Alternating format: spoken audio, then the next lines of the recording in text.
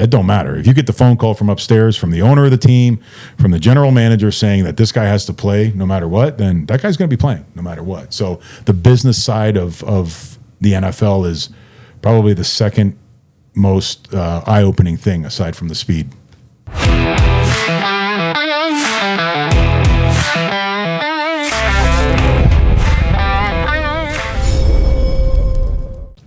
Hi, everybody. Welcome back to Big Talk, episode 7. I'm Rocco. I'm Sebass. This is Brett Romberg. Yeah. What's going on, fellas? How are you? good. How are you? Good, man. Good. Better now.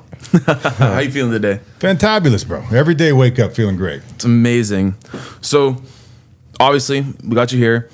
Amazing to have you. We have some questions. Absolutely. Both laid out. So, what got you into football? Oh, God. What got me into football? I don't know if you guys want to hear this or not, but I didn't even like football, to be honest with you. I was a baseball player growing up as a kid in Canada, of all places. But, we can only play baseball 3 months out of the year. So a lot of it was indoor stuff in the off seasons. And ironically enough, a high school football coach got a hold of me, saw how big I was. I was getting bigger and bigger and bigger. I was like a gym rat. I worked out to pick up chicks, basically. That's the reason why I think a lot of us work out, to be honest with you. But I ended up getting a little bit big. I think I was benching like 2.25 a few times when I was about 13, 14 years old. So I was getting stronger and bigger and walking the halls at high school. And the high school football coach said, look, man, I don't know what you got going on after school, what you're planning on doing, but the football program would really, really like you to join us. So I did both. I played baseball, then moved on over to football. Yeah. And how did it feel to, start football brand new without no experience? How was your first year? The first year was rough. Was pretty rough because, I did play on the JV team my first year playing football. There was a lot of big dudes at that school. So obviously integrating it with the high school guys, ironically enough, I did hang out with the guys that they call it the 13th grade back then, the OAC grade, which is ultimately your first year university here in America. But there was guys that were 19 years old. So I was 13, 14, hanging out with 19-year-old, I guess you could say men, old enough to drink in Canada. So 19 years old was the magic year there. But I always, aspirated and really tried to go and go with the bigger guys. And I really wanted to flee and flock with the big fellas on campus, the BMOCs, So I was a fighting guy. I always fought. I did that quite a bit. My dad was a karate teacher, so I did a little bit of fighting. The bar scene was pretty active in Canada and Windsor, Ontario. We had a lot of Detroit kids coming over to the Canadian side of the border because they had to be 21, we had to be 19. So from around the time you were 15 years old sneaking into bars, you would ultimately kind of get fisticuffs with the American kids. So the fear of hitting was never there for me. I was okay with hitting. I was a little intimidated though with learning the game, to be honest with you. Everybody knows it's not just X's and O's, So I felt like the mental side of the game was the thing that was a little bit more discouraging for me than the physical side. So you going through that, but at what point did you realize when you were in high school or maybe college that football could be your future? That's a great question, actually. I was getting scouted for baseball at the time, right? So I was considered like one of the best baseball players in Canada, and then my football coach came to me and said, "You're not going to believe this, but the head coach of the University of London, which is a couple hours away from my hometown in Windsor, Ontario, they were considered the best university football program in Canada at that point in time." Came up to him and asked him, "Where's he going next year when he graduates from high school?" And then he said, "Brett, I didn't have the heart to tell him that you were only 14 years old." So he said, "I think you really do have an opportunity, worst case scenario, of finding a way to attend university here in Canada." And a lot of people don't realize this, but universities in Canada, they don't offer scholarships athletically. It's only academic scholarships. So the only real way to play football, and get a scholarship is coming stateside. So that wasn't even on my radar at that point in time. I was still wanting to be a baseball player, a pretty boy, in the gym, trying to get vascular, which it got harder and harder for me to do the more and more weight I put on. And it was just one of those things where I didn't really know that it was a possibility to become a scholarship football player in the U.S. Until I was probably around 15, 16. Got you. When like you were our age, how did it feel to get on the field? And when you were on the field, see people that were like 6'5" and like nose tackles and stuff. 'Cause you played center, right?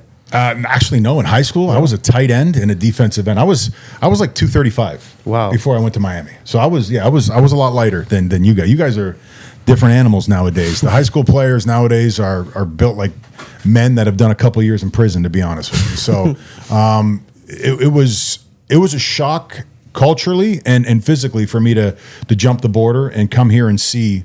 For the most part, I'm not going to lie to you, we didn't have a lot of black dudes playing on my team anyway. Back in the day, I think we had 2 black dudes on our whole team, and they were brothers.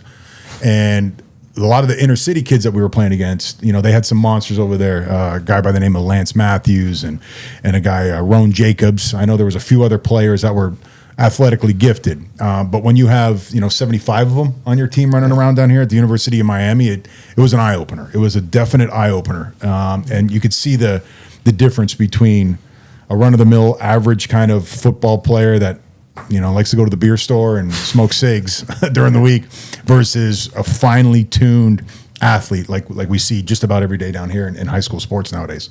Yeah. So what was it like coming from Canada to America, where football is the main sport, and that's what Ironically enough, it was pretty impressive. Everybody pegged me as a baseball player, like I said, my whole life. So nobody really noticed Brett, the football player, to be honest, including my family. My family, the support really wasn't there wholeheartedly from my family. They thought it was more of a trip, to be honest with you, because let's face it, you ask a Canadian where do they like to go vacation, for the most part, it's Florida. So, and if you ask a Canadian now where Miami is on a map, they might not know, because I didn't know growing up as a kid. I picked Miami because it was the furthest spot on a map that I saw. That, to be perfectly honest and frank. I know Jesse Palmer was trying to get me to go to Florida because I thought the alligator logo was cute, and I thought their colors were pretty cool. But for the most part, it was all Michigan State, Ohio State, like kind of Big Ten style football up where I'm at, right? And the end all be all was the Detroit Lions, or my favorite team was the Steelers growing up as a kid, because I loved Greg Lloyd, and the only reason why I loved Greg Lloyd was because he was a karate guy and he liked to do karate. So football really wasn't on the map in Canada.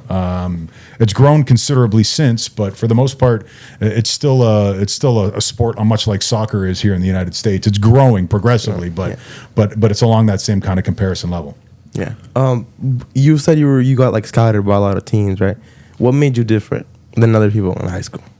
I think it was my speed and my flexibility. And I was never the guy that was going to be bigger than other people. Granted, yes, in the grand scheme of things, if you look at the average size of a man in the average population, we're all going to be bigger than them, to be honest with you. It is what it is.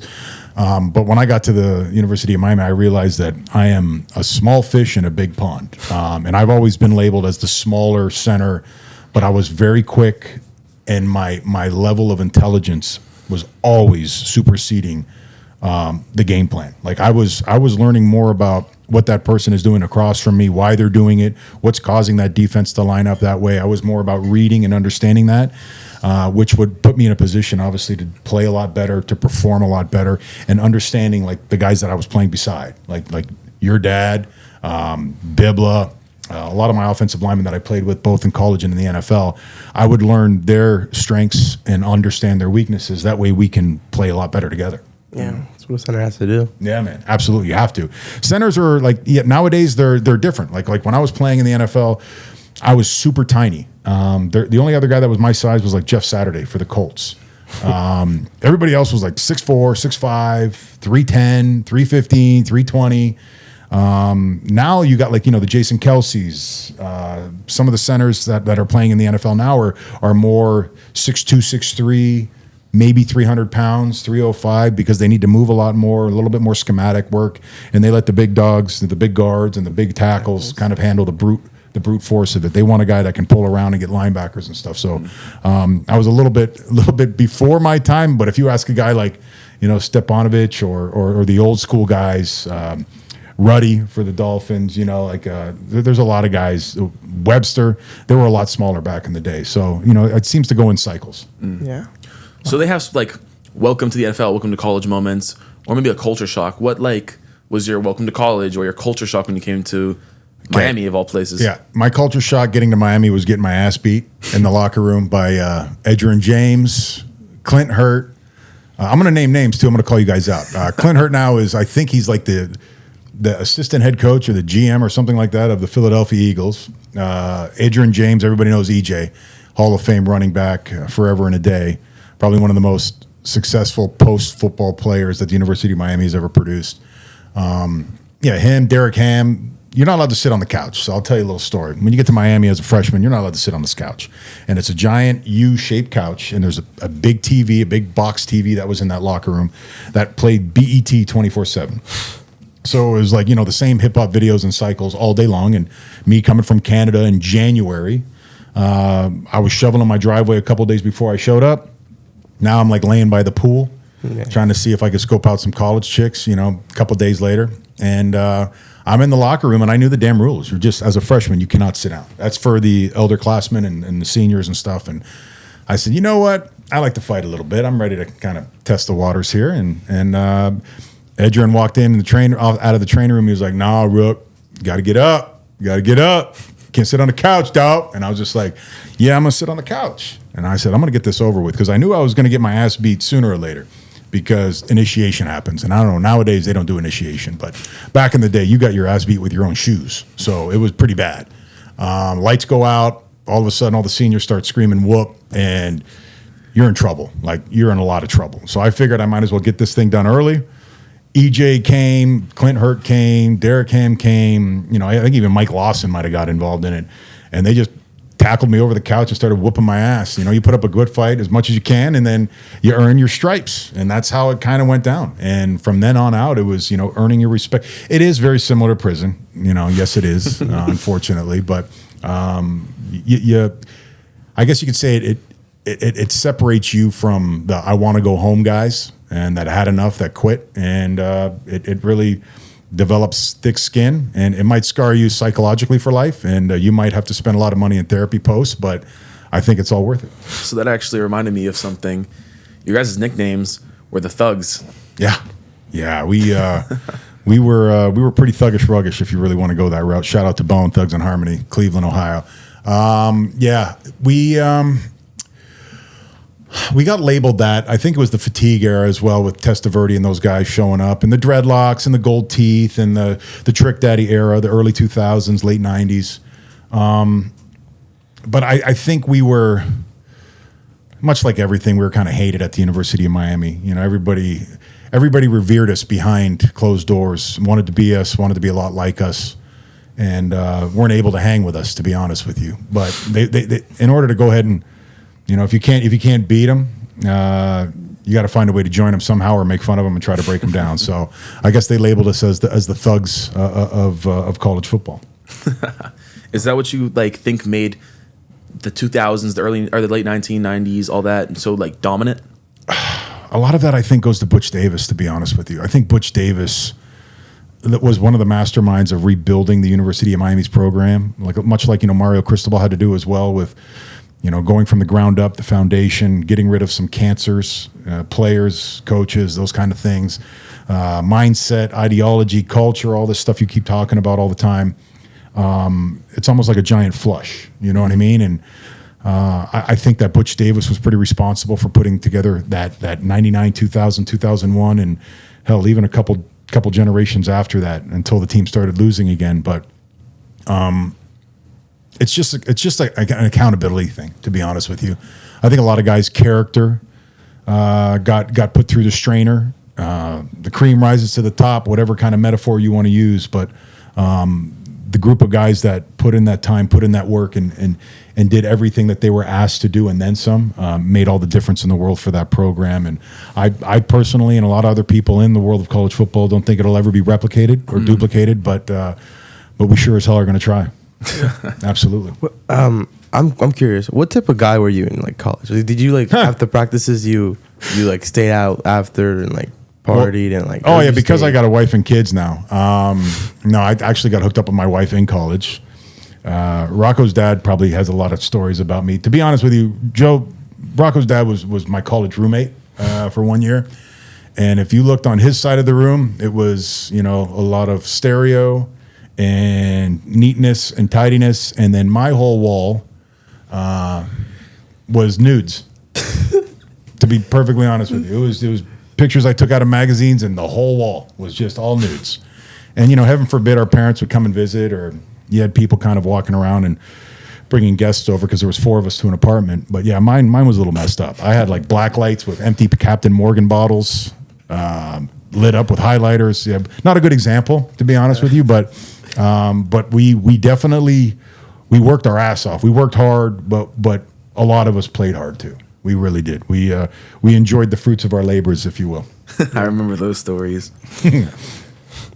Well, when you get to hear the name Brent Romberg, what do you think people expect from that name? When they used to expect in college, going against him. Yeah, well, I know there was I all American stuff and the best center in the country and that kind of thing, the Remington Award, and it was always much like our team. It was somebody's highlight film. It was their opportunity to show what they could do against what the college world considered the best. And I always had my work cut out for me, but thank God our team was so damn good that I was usually done by halftime. To be honest with you, the backup center would go in, and I'd call it a day.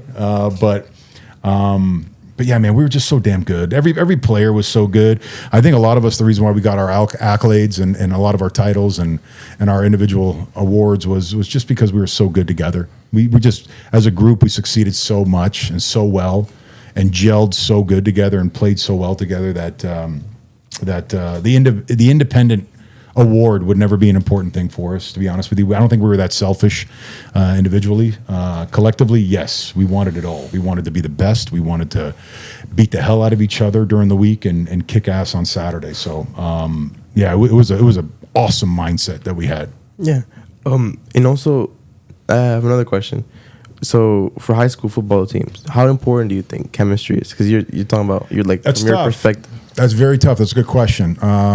I think chemistry is important in every aspect of life, whether it's in the workplace, at your office, in high school, whether you're an athlete or not an athlete, learning how to integrate with people and have conversations and understanding people's deficiencies along with understanding what they're really good at is going to make life a lot easier, both on the sports side of the world and on the professional side of the world.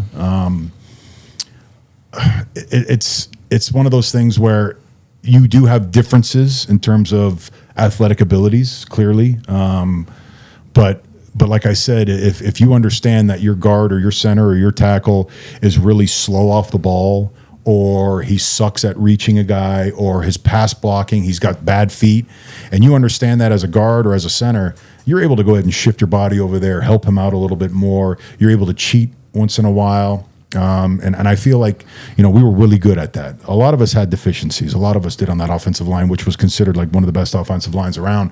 And we really weren't all that awesome independently. But collectively as a group, the way we played together and how we had each other's backs, it really changed the landscape of how college football offensive linemen performed. Wow. And do you also think it's necessary to have it for your D-line too? Chemistry with D linemen are dumb. Yeah. To be honest with you, you just tell them where to go. You point. You be like, get that guy.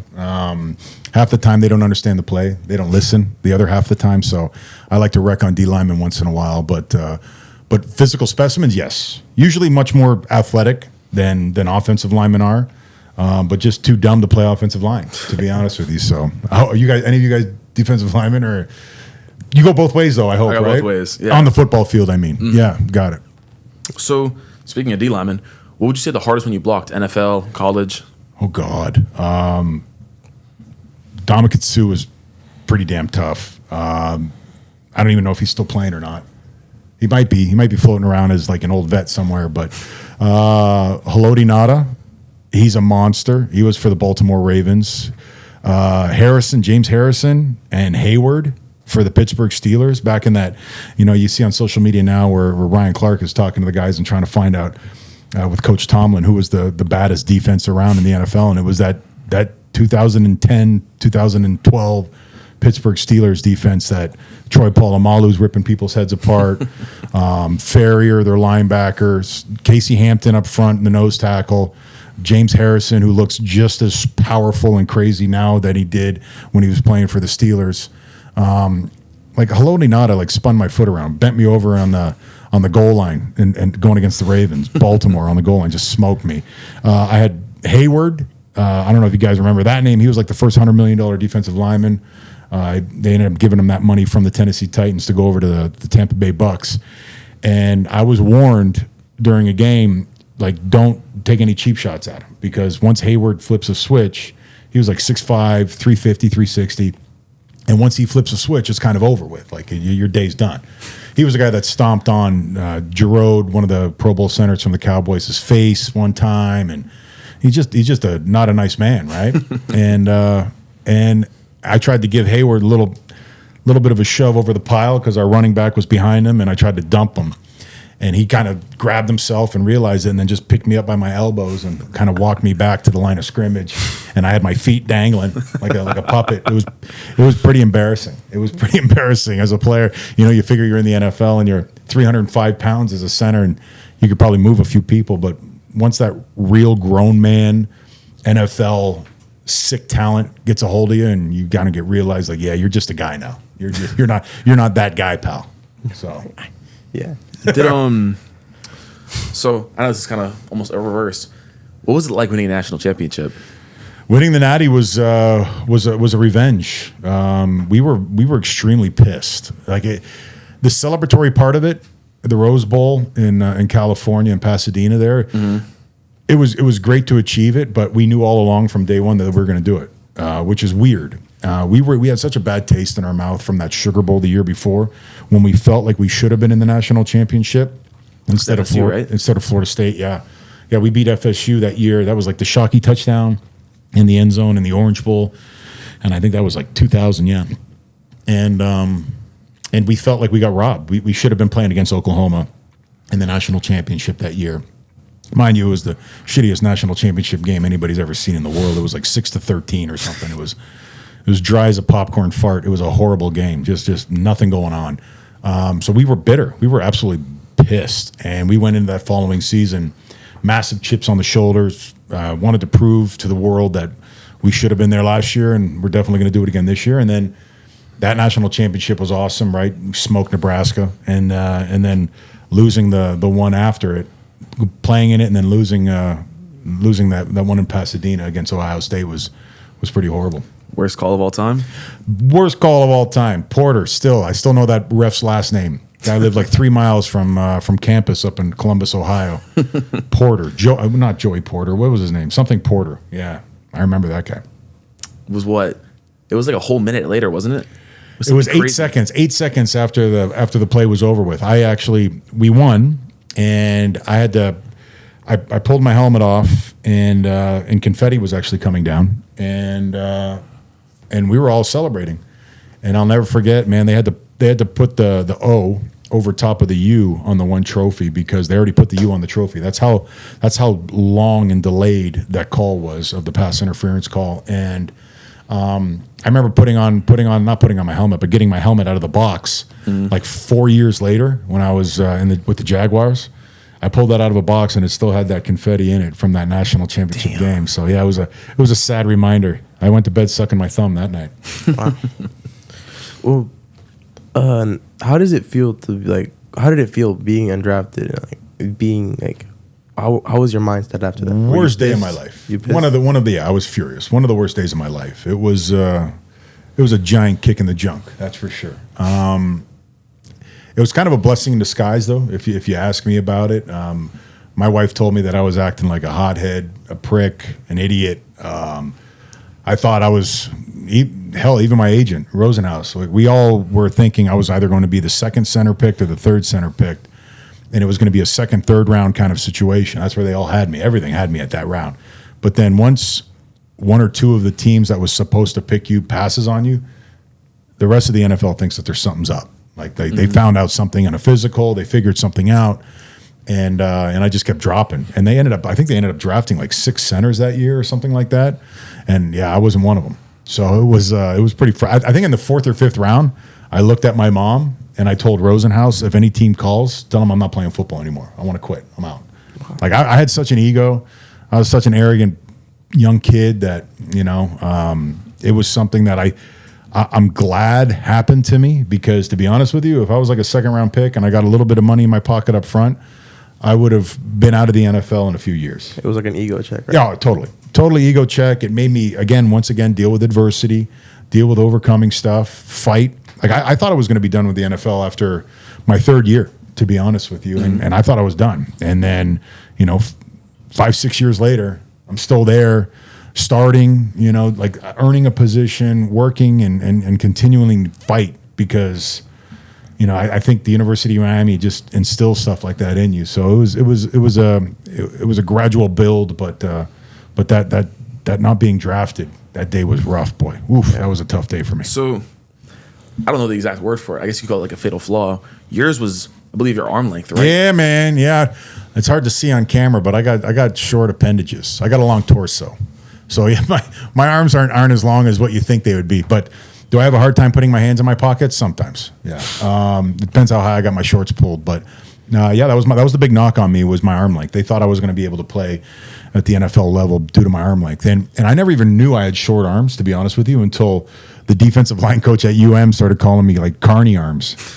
Like I had like carnival arms, like little short carnival arms. I had no idea what the hell he was talking about, to be honest with you. And then I learned that I was like, yeah, my arms are a little bit shorter than the average guy. It sounded great in the weight room, bench press wise, worked out real well for me, but trying to go against a defensive tackle who can give you full extension and he's locking you up and you can't even touch his jersey. It made a little bit of a difference. I understood how important those numbers are. But again, you get a lot of guys nowadays that are playing football with shorter arms that are doing very, very well. Minus the Patriots left tackle in the Super Bowl. I know that was a big story this past with him. Yeah, all-world blocking guy, phenomenal tackle, tough as hell. And his short arms kind of got the best of him too in that Super Bowl. Mm-hmm. And he said before, when he got drafted, he would protect him with his life. Yeah. That was, again, you can overcome a lot of things, whether you're intelligent or you're tough or you're in great shape. But if that guy is all of those things and he's got longer arms than you, you're in a world of trouble. Mm-hmm. Oh. Well, see, you were in the NFL, right? Yep. You went to the tryouts, right? Yeah, I went to the combine where they invite like 200 and something people to the combine. I think it is whatever the draft class is scheduled to be up in Indianapolis. Combine experience sucked. That wasn't good either. You get shuttled around by a bunch of different people. The running and doing the drills is cool. That's the fun part about it. But getting sent through MRI after MRI, any injury that you might have had in college or high school, even for that matter, the NFL teams are investing a lot of money in you, a lot. So whether they have police following you, background checks going on, psychiatrists giving you 380 questions. I'm being dead serious. I think the New York Giants questionnaire is 380 questions or something like that. Multiple choice, A, B, and C. And it's as weird as you're walking down the street, you got a dog on one side, a cat and an alligator on the other. What side of the street do you choose to walk on? And it's A, B, C, and D, and it's this has nothing to do with anything other than psychologically profiling you to find out if you're either going to quit on them, you're only there for the money, you're going to fail drug tests, whatever it might be. There's just always something that when they're investing all that time and money and resource into you as a player, they want to be very, very sure that they're getting what they're paying for. So when you did make it to the NFL, what was the biggest adjustment that you had to deal with, whether it was the speed of the game, how much stronger people were, bigger? It is the speed of the game. I'll never forget when I came back to watch UM play, I think my first year in the NFL, mind you, only being in the NFL for months at this point in time, it looked like I was watching paint dry. So imagine, I think that 2003 University of Miami Hurricane team was really damn good as well. And I think Brock Berlin was the quarterback. So they were still in the top 5, top 6 in the country. And it looked like I was watching Pee Wee football. That's how slow it looked to me. So yes, the speed of the game is, compounded tremendously. And every athlete. You know, you might have 3 or 4 guys on a college team that can make the NFL. I mean, like make it regardless of getting drafted or not first all the way through. Maybe 3 or 4 guys on a collegiate roster that can make the NFL. And every single dude you're going against, no matter what. He could be a Jamoke, you know, walk on, you know, free agent, whatever. That guy's amazing. He's always going to be good. He's going to test you. He's there fighting for the worst part about the NFL, ladies and gentlemen, is it's a job. He's there fighting to put food on his table for his family. Paying a mortgage, it's lethal. And there's a lot of politics that go on in the NFL. So, for instance, if there's a first-round draft pick that sucks, you better believe that he's going to be playing over the 5th or 6th or 7th round draft pick who's a lot better than him. But due to the fact that the administration made a mistake, or those psychologists made a mistake, or a doctor made a misdiagnosis on a kid's knee or ankle, they're going to be playing the kid that they're investing a lot of money in, regardless of his performance or not. Like you could have a coach sit up there on TV all day long and tell you all we want to do is win. It don't matter. If you get the phone call from upstairs, from the owner of the team, from the general manager saying that this guy has to play no matter what, then that guy's going to be playing no matter what. So the business side of the NFL is probably the second most eye-opening thing aside from the speed. I didn't even know that. Oh yeah, it's brutal. It's brutal. It's a job. It's, you know, you're a professional at that point in time. You that's your hard hat, that's your helmet. You go to work every day. You come home, you sit with your family, you eat dinner. You bring your work home with you sometimes. You might have had a bad day at the office. You might have got your ass kicked on the field. You go home, you watch film, you find a way to get better the very next day, and rinse, recycle, repeat. Yeah. With your short arms, did you ever have a game God, where you were like just wrecking me with these freaking arm questions, huh? Did you ever have a game where you're like, damn, I hate my arms? No, bro. No, dude. When I was playing, I like to highlight my arms. I went out and got a tattoo down my arm, and you know, just so I could have it on TV. Every Friday, we did curls for the girls. I didn't want to make them too big though, because it made them look shorter. That was my only concern. And especially my arm is on TV and starting to play every single time. So my arm's getting on TV like 75, 80 times a game, right? So I tried to make it look longer as much as I could, like hiding it with like, I don't know, maybe a wristband up here, trying to be cute. You know, I had some gloves on, and but for the most part, I knew what I had, and that's another thing. You know, you know what you're good at and what you're not good at. You know your deficiencies, and you find a way to get better in other things. Shit you can't control, man. But you can control your effort, your work ethic, your intelligence of what's going to happen, your game planning, watching film. Those are all the things that you can control. So any kind of like physical deformity that you might have, or deficiency, better said, you just deal with it. Yeah. So being a lineman, O-line, the D-line, they talk trash. They do all that. What's the funniest thing you think you've heard either at practice from your own teammates against another team that you think you've heard a D-lineman or O-lineman say? We were kind of messed up in the head. We like to blow kisses and pinch butts. That was our thing. I tried to go the comedic route with, like, you know, you're out there trying to tear each other apart. Everybody wants to be violent. Everybody wants to look like a tough guy. I was the guy that would, you know, blow a kiss or smack a guy in the butt or pinch him, or, you know, maybe do a front tap on him or something like that. Or, you know, I just talk about how there was a guy, Dan Klecko, perfect example. We ended up playing together in the NFL later on too. His dad was the legendary defensive lineman for I believe it was the Jets, right? Klecko was awesome. He ended up playing for the Patriots for a long time, and then he joined up with us in the Falcons. But Danny was a defensive tackle from Temple. Super undersized, super small, but fast as hell, super strong, and he had blue eyes. And I just used to love talking to him before, and after every play about just how pretty his eyes were. I was like, Danny, you got the most pretty blue eyes, dude. And he'd start giggling. And, you know, if you could get a guy out of his game plan and like mentally beat him up, the physical part is going to be easy. You know, eventually, you know, that guy's going to be so focused on why the hell is he talking about my blue eyes and why is he pinching my ass, that it, you know, the other things kind of fall into place pretty easily. Wow.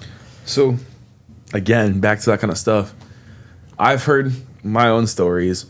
What do you think the funniest like prank or joke or anything you've had in the locker room, or situation like that? God, there's so many. Like, there's so many like disgusting, horrible, R-rated stuff that they could probably talk about on the dark web that happened, but trying to keep it relatively clean. There's guys that get taped up, bare ass, or you get their car keys and wrap them in the stuff that you make a cast with, and you throw it in the bottom of the cold tub, and then you throw him in the cold tub. There's a lot of demasculine kind of stuff going on. Eating each other's food, peeing in each other's Gatorade jugs, stealing. Yes, the stealing of the food was a brutal thing. Your dad, regardless, grabbing toothbrushes, using toothbrushes in places that toothbrushes really don't need to be used. Anything to find a way to get a leg up on somebody. Taking somebody's girl away from them was another pretty good one as well, causing some turmoil within the room. It was no holds barred, talking about each other's sisters, moms, going after guys' sisters. It's ruthless, man. It's really enough to get you committed. You're not allowed to walk around in society, some of the stuff that we did, but thank God, again, no cell phones. That would get you in some serious heat back in the day. So whether it's guys throwing M80s, those little firecrackers that are like little sticks of dynamite in toilets, blowing those things up, throwing mattresses out of windows, selling people's stuff in yard sales. You're renting somebody's house and then all of a sudden you're selling all their gear. We ran the gamut in college. Stuff that you definitely cannot get away with today. So no names. I heard the story of the guy. I think he was in the shower. Actually, it was two of them. One got taped to a wall. Another, I think, got tied up with shoelaces naked. Yeah, that happens in the NFL too, by the way. We did after a night practice. I'll never forget with the Rams. We ended up duct taping one of the rookies to the field goal post, and his family was there and everything. Man, like that poor guy had a family. He had wife and kids and the whole thing. Mom was there in town. Yeah, me and Richie Incognito. I don't know if you guys remember that name or not, but Crazy Richie and I, we like to inflict a little bit. I was supposed to be his babysitter. That was the sad part about it. They put me in charge of Richie Incognito, so that wasn't good. That wasn't good at all. Little fuel on the fire with that guy, but it happens all the time. I think once you get to that level of you're that much of an elite athlete, you're making that much money. You're revered. People put you on a pedestal for some apparent reason. You're considered a celebrity. I think that you need to get brought back down to reality once in a while. You aren't who you think you are for the most part. So, it is a little bit of a camaraderie gut check, if you will. Do you think that's just part of the culture, or like? Yep, 100%. That caveman mentality. I know it's gotten a lot softer since 2012. It wasn't because I exited the NFL that year, but things have gotten softer, man. Like you hear Tom Brady talking about it. You hear them all talking about it.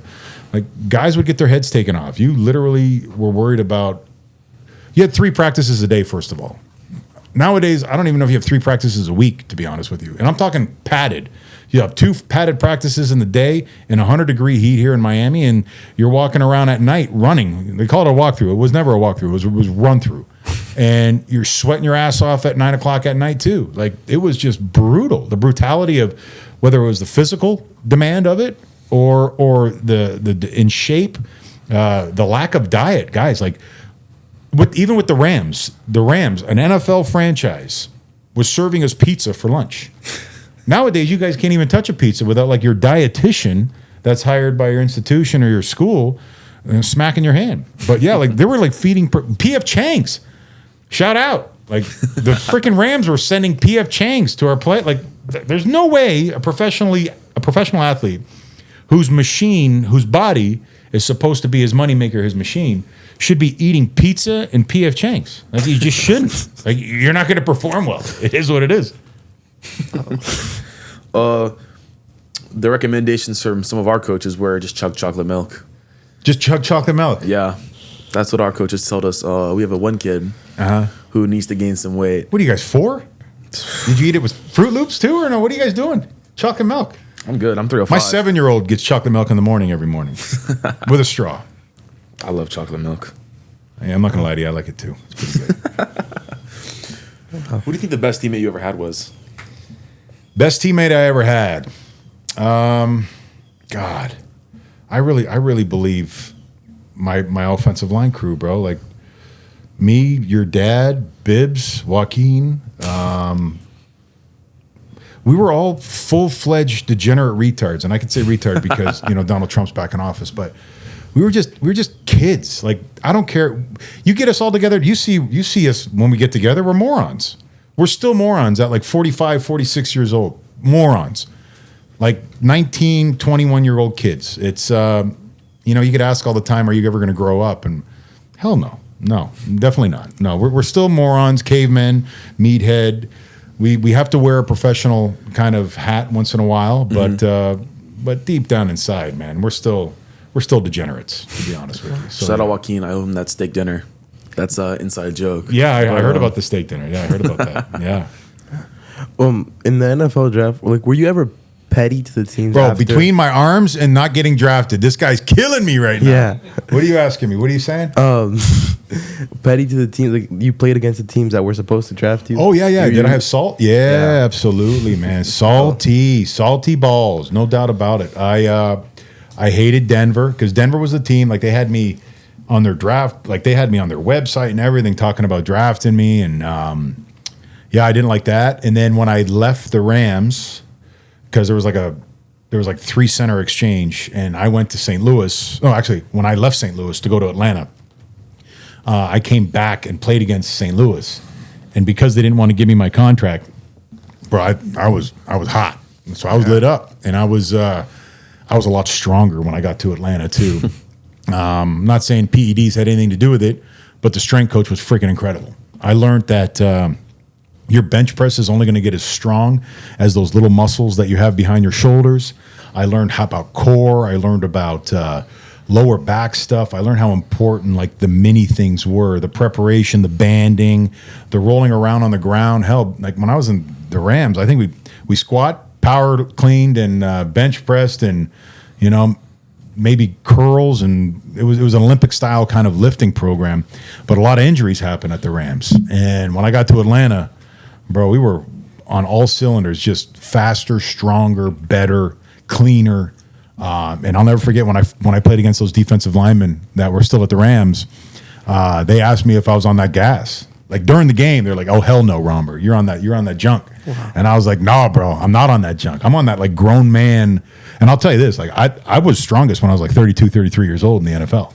Like I had that grown man strength. And there's a big difference between being able to bench 500 pounds in a weight room or being able to grab a 300-pound man who does not want to be grabbed.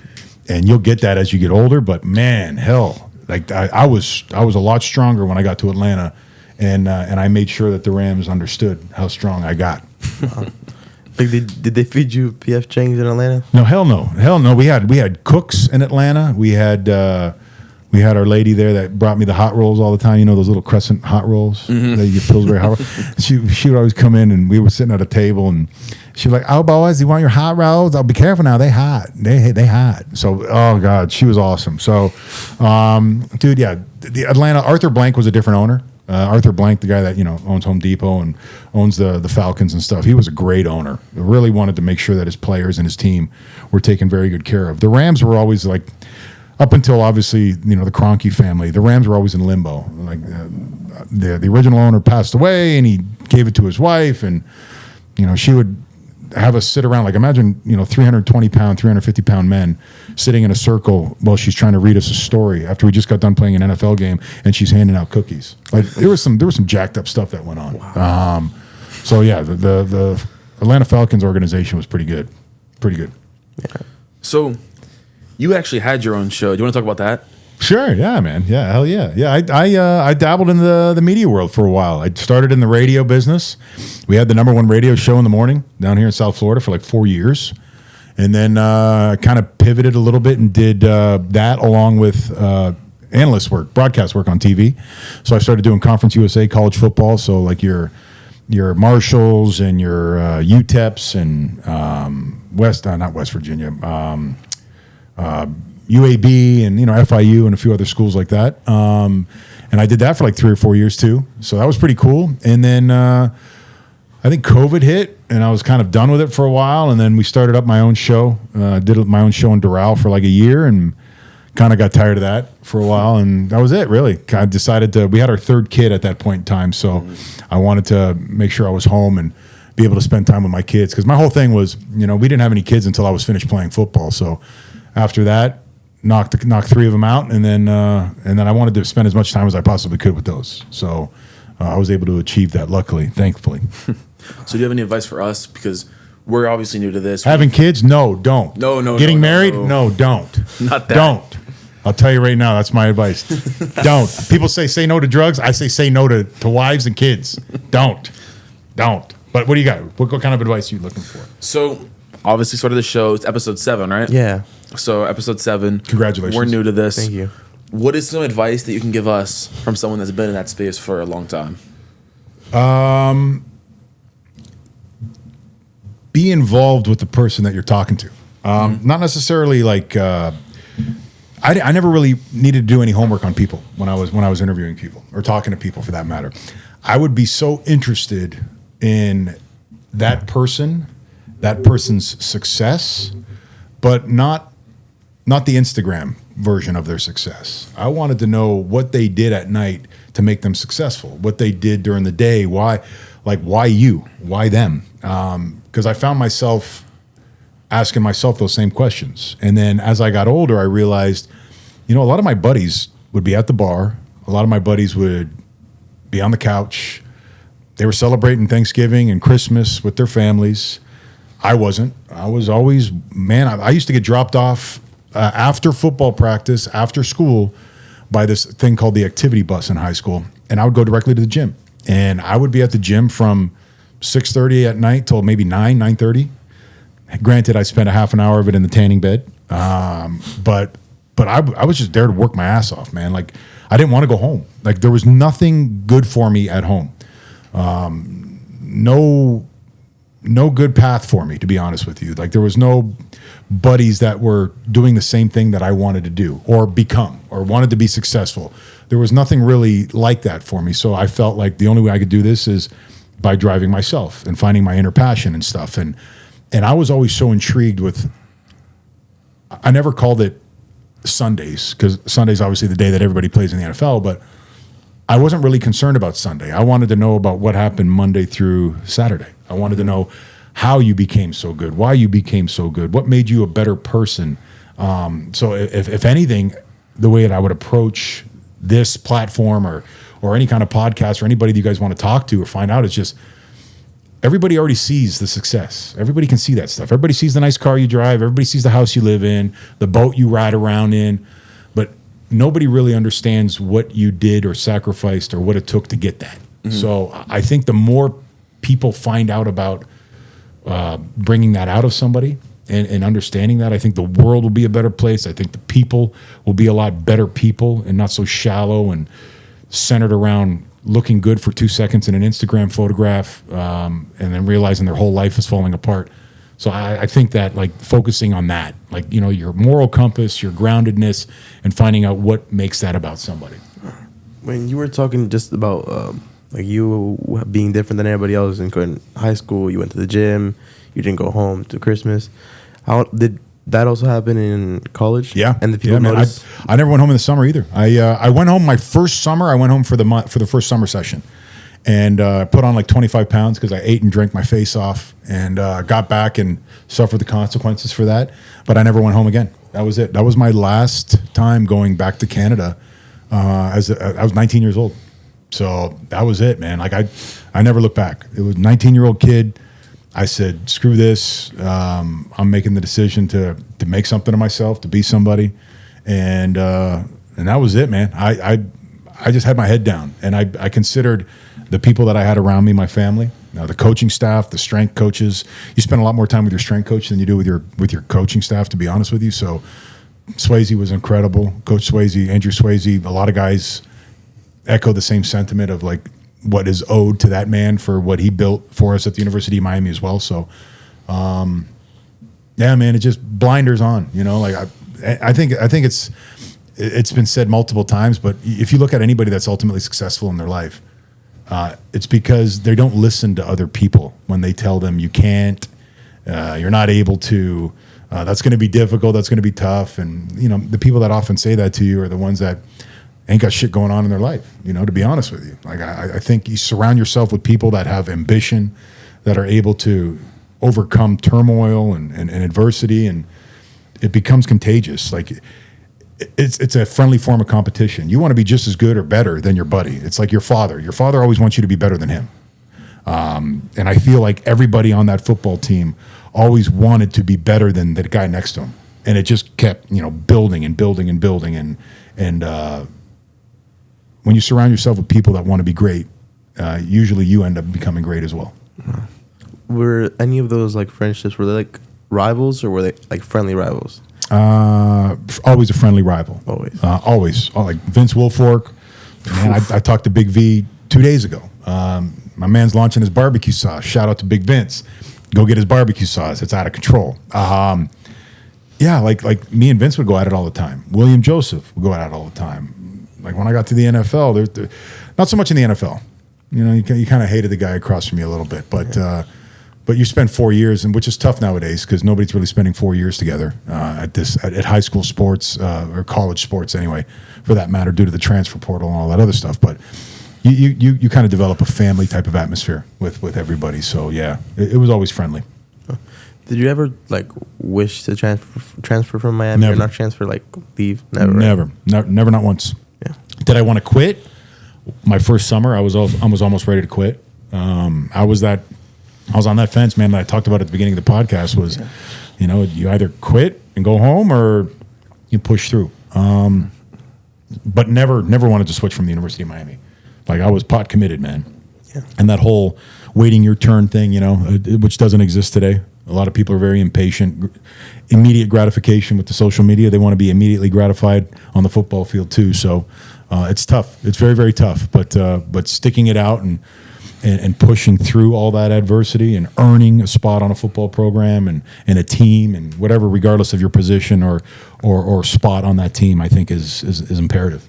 So, as someone who's gone through all that adversity, sacrificed all that, what is advice, like the best advice you can give someone who's also going through a lot of adversity, sacrifice, wanting to quit, and maybe it's football related, maybe it's school, maybe it's mental, maybe it's something else? What's the best piece of advice you can give them? It will pay off, 150%. It's like people that get upset of an outcome that they didn't put forth any effort originally into. It's like, no, I should have been a national championship. Why? What did you do to be a national champion? I should have got an A on that test. Why? What did you study? Or how did you prepare? Like, why would you expect anything other than the shit that you've been dealt? So if you prepare hard, you work hard, sometimes the outcome is not the way you wanted it to be, but eventually it will be. There's no replacement for hard work and effort. There really isn't. Like there isn't. And there's a lot of athletes out there and guys that are undersized and people that aren't smart enough or were considered not smart enough to prove you wrong. Like there's a laundry list of them. It's like Jimmy Johnson said, man, like what makes people extraordinary is that little extra. So, I'm a firm believer in hard work and effort. It will always pay off. Yeah. So, one more thing. You got a lot of goddamn one more things, huh? You got a lot of them. As someone who honestly didn't play football for that long, I think this is my third or fourth year now. Do you believe that football, well, bad question because yes, but even for someone who just played it in high school, do you think that it was a lifestyle that affected their whole future or something that can affect, maybe they just went to college, it affects your future? Absolutely, man. And if there's one thing that I highly recommend. So high school is one thing. High school, you're learning how to play with a team and you're learning how to commit. I think that's the stage of high school football is learning to commit to something, to be resilient, to overcome maybe an injury, learn how to manage time, and kind of get your priorities in line. I think that's what high school football does. Then you get the next level. And the next level is obviously a lot more dedicated, a lot harder working, more responsibility, learning to balance your life a little bit better. But I think that what people fall short on is when they get to that university level is the networking and the connections, because not everybody's going to the NFL. Not everybody's a great football player. Not everybody's going to go to the NFL and make a shit ton of money to the point where they don't have to work ever again. So I think that a lot of guys and girls, for that matter, in collegiate sports, use the platform that you're on as a networking platform. Attend events, go to social events that teams are at, and shake people's hands and look at them in their eyes and remember their names. Say it 3 or 4 times as you're shaking their hand, because you never freaking know. You never know at the end of the day when you might need somebody, some help, a position, a boost. Like a poor kid that you made fun of in class because he was a nerd or a loser. Now he's probably running a badass company, and all of a sudden you, your brother, maybe your kids might need a job in the future. And that's the guy that you should have never pissed on. And that's the reason I feel like networking, and especially at the collegiate level and nowadays, somebody's mommy or daddy owns a company, runs a company, has a company. You might need something. And if you were always a great person, you didn't need to go out of your way to be a sweetheart or suck up to anybody, but you just always showed people respect. You had a great moral compass on you, a great character of a person. You shook their hand, you said hi to them, you introduced yourself, you spoke well. That stuff goes a lot further than sports, than football. So I highly recommend that. Say to yourself, it's how I met your wife. Football. Tell me about it, man. Yeah, like talking about out-kicking coverage. You know what I mean? Tell me about it. Yeah, wow. Married an attorney. So I was my retirement package right there. That's what I was thinking. You got anything? No, I'm just surprised. Like, this is our longest episode. I have a tendency to talk. Yeah, and once in a while. I'm like inspired. You inspired me. Thanks, bro. I know you're looking at me kind of like you're taking it in. Like I could see you like, holy shit. Yeah, okay. It's resonating. Yeah, dude, that's good. That's awesome. That's the whole point. You played 8 years, right? 9 years. 9 years in the league. Yep. Yeah. 9 years. Yeah. Wow. Do you think that? Well, what's the average? It's like average is 2.5, right? Yeah, 2.5 years. So does everybody know why it's 2.5? Because at 3 years you get your little care package. Yeah, 3 years. So 3 seasons and 3 games is when you're considered a vested football player with the NFL. So your pensions, your 401ks, your medical coverages, a lot of whatever goes on in the NFL when it comes to the bonus stuff, that happens usually at that point in time. So, and your salary usually cranks up a little bit too, even minimum wage. Then they'll go out and they'll go get a kid that's going to cost them $500,000 versus somebody that's going to cost them $1.8 million just so they could save, a little over $1 million on a salary cap. So that's the reason why the average NFL career is that short. What's the best advice? Like, maybe actually, let me rephrase that. What do you think got you to play so long? Like, what do you think mentally, physically? Honestly, you know what the serious recipe in order to stay in the NFL is? Being a great locker room guy. Udonis Haslem did it with the Heat forever and a day. You don't exactly have to be the best. You don't got to cost them a lot of money either. But if you're able to be reliable and accountable, like for instance, the center goes down. For me, at the end of my career, it was like guard and center, right? Mm-hmm. I went from one day having to go against the Super Bowl champ Green Bay Packers one day to, sitting on the bench and not doing anything for 3 weeks, just wearing a football helmet and shoulder pads, dressing for a game. So as long as the coaches know that you are going to be reliable enough that you're going to get in there and not get Matt Ryan or your starting quarterback killed, who they're paying hundreds of $millions for, that you're going to at least be a speed bump for a defensive lineman and slow him down a little bit, and know your shit. Like know your game, know your plays, know what's happening. As long as the coaches aren't going to lose their job for putting you in, I think you're good. I think you'll gain an extra year or two out of the NFL, to be honest with you, and it will make a massive difference. So what was it like for you? And you said by the end of the career, you were playing a little bit less guard and all that. What was it like when you finally were over with it? What was your life like afterwards, and how did it affect you?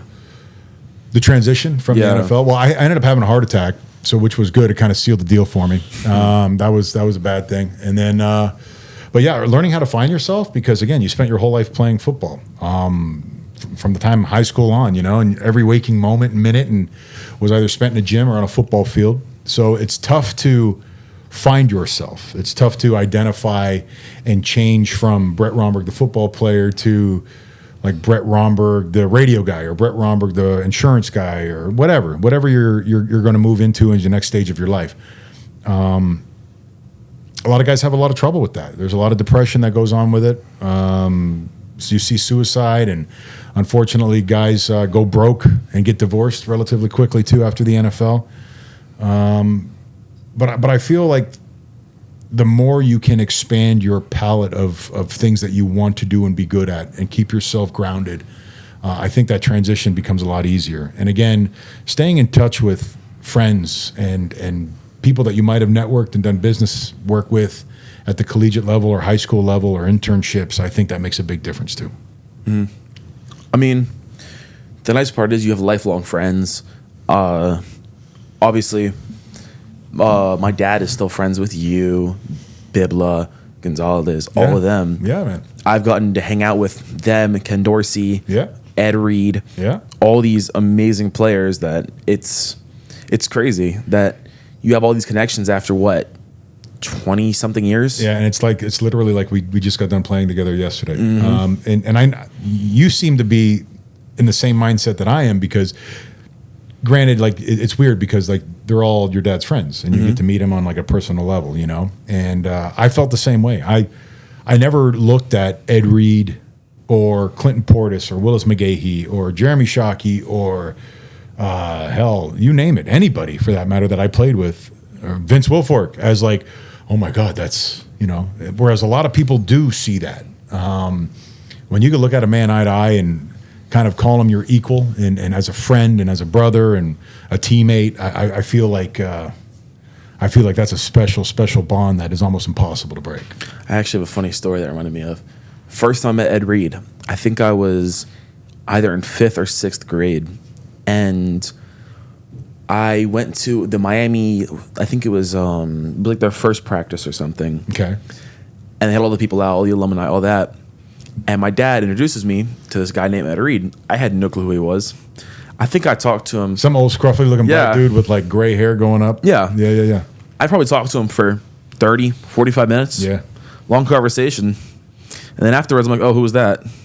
My dad was like, that's Ed Reed. I'm like, okay. Mm-hmm. He goes, you know who that is, right? I said, I have no clue. Yeah. And then he told me. One of the greatest ever. he just started laughing. Yeah. It is pretty remarkable. It is. It's weird. Like every year you go look and watch, you know, NFL Hall of Fame, who's getting inducted, who's on the ballot, and shit. Half the time you played with these guys. You know what I mean? So it's definitely something very, very special, and it's an honor, and it's a badge that I carry all the time with me. Well, those. Yeah, I'm just taking it in. Yeah. You shook. In other words, Yeah. Cool. He doesn't know what to say. Good. That's good. I did my job then. So episode 7, huh, fellas? Yes, sir. Congratulations. Thank you. So should we stay tuned for the future of episode 8 and find out what's going on there? Yes. So shout out Power Up Studios, Calavant. Shout out Calavant. Thank you for our sponsors. Thank you so much for coming out here. Man, my pleasure. Thank you. That's another thing, man. Like, anytime that any of us pick up the phone and call each other, it's usually met with an unbelievable, exciting response of whatever you need, I'm there for you. So, it's cool to still be in the circle. Mm-hmm. I'm glad you came. I'm glad that I was able to. Happy birthday too! Shout out, man. I don't know if you guys know this, but it's Mr. Fantagrassi's birthday today. 16. 16. Old enough to drink and drive now. No, you can't, right? No. But yeah, you got the license going on. Good. That's awesome. Congratulations. Happy birthday. Thank you. Stay off the road. What do you got here? Here you go, Rocco. Un regalito, un potre. Oh, mire eso. Oh, what is that? Ah, feliz cumpleaños. Thank you. But don't Gordito. Even eating on camera. You can't hide the fat kid, man. You can never hide the fat kid, ever. They're not gonna save some for us. Ever. That's it. You're not gonna save some for us. I will save some. I took a little bite out of the side. You're good. I'm scared. I'm scared. Thank you guys. Thank you. Bye bye. Thank you for watching. Thank you for coming. Hit that like button. Hit the little bell. Subscribe. You better do a better closing than that. Yeah. God Yeah. damn it. You do this later. Hold up. Sorry. There's chocolate everywhere. One more time. Thank you, Brett Romberg, for coming on. I'm Rocco. Yes. Sebass. See you next time. Episode 8. Stay tuned. On top of that, go ahead and click the link down below. Watch us on YouTube. Welcome to the podcast, ladies and gentlemen. What the hell is this thing called again? Big Big talk. talk. Big Talk. I like it. Good name.